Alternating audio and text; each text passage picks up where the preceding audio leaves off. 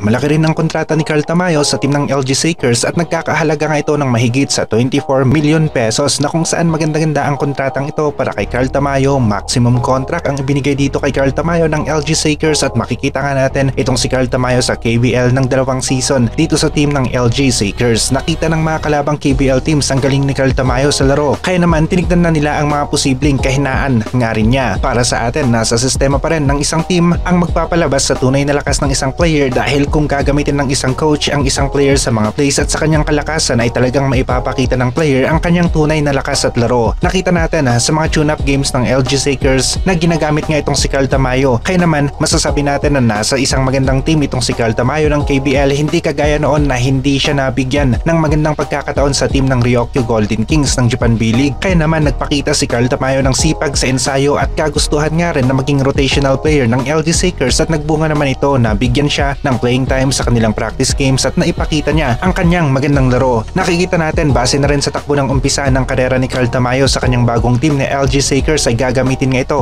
sa kanilang main rotation at mas lalago pa o mag-i-improve pa ang laro ni Carl Tamayo, maging yung experience nga rin niya ay lalawak rin. Lumabas nga rin ang isang post tungkol nga sa malaking offer dito kay Kevin Kiambao pero nakita natin na hindi kumbinsido ang isang KBL analyst account dahil na rin sa ang naka-maximum nga ay itong si Carl Tamayo na nasa 24 million pesos max contract sa 2 season ng KBL at posible naman yung post na lumabas tungkol kay Kevin Kiambao ang 37 million pesos contract kung 3 years ang haba ng kontrata. Malinaw na nasa 195,000 US dollars nga rin o halos nasa 12 million pesos ang max contract ng Asia Quarter player ngayon sa KBL para sa 2024-2025 season at tataas naman ito ng 235,000 US dollars para sa 2025-2026 season. Posible nga na max contract ng 3 seasons ang lumabas na offer nga para dito kay Kevin Kiambao. Parehong gilas players sina Kevin Kiambao at Carl Tamayo at mas lalo pang lalakas ang mga players na mga ito sa tulong na rin ng experience at magandang playing time na kanila namang makukuha sa kanilang mother team habang wala pa silang laro para sa gilas team. Ren Sabanto at RJ Abarientos ang mga Pinoy players na nakakuha nga rin ng parangal sa KBL. Naging champion sa slam dunk si Abando at si RJ Abarientos ay naging rookie of the year ng KBL. Champion rin ang anyang na may Abando sa East Asia Super League. Maging noong 2022-2023 season ng KBL ay ang anyang Jungkwanjang Red Boosters ang naging champion na merong isang Ren Sabando. Hanggang ngayon ay wala pa tayong naririnig sa panig ni Abando kung saan nga ba ito maglalaro. Ang alam lang natin, malapit na nga ring sabihin ni Abando kung saang liga at team ito maglalaro ngayong 2024-2025 season. Kita naman natin si Ren Sabando nasa kondisyon na talaga handang-handa sa high level competition at marami sa mga Filipino basketball fans ang naghihintay nga sa kung saan siya maglalaro.